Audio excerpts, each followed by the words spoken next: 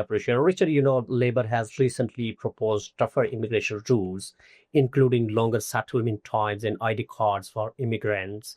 Do you think this shift could affect Labour supporting among migrant communities in the next election? Well, I'm very concerned at a number of the policies that the Labour government has pursued, and that's why on a number of occasions I've voted for my constituents and with my conscience against the Labour government whip. Indeed, I've suspended from the Parliamentary Labour Party for 6 months straight after the general election for voting for an amendment to scrap the two-child benefit cap, a cap which keeps people in my constituency, keeps children in my constituency in poverty. So I'll always do what I think is right by my conscience and by my constituents when it comes to these issues. And look, we need to have an end to the hostile environment for migrants and minorities that the previous government ushered in.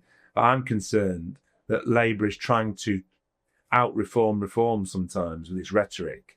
And we can't have policies which make life difficult for people who make life more difficult for people who contribute so much to our communities.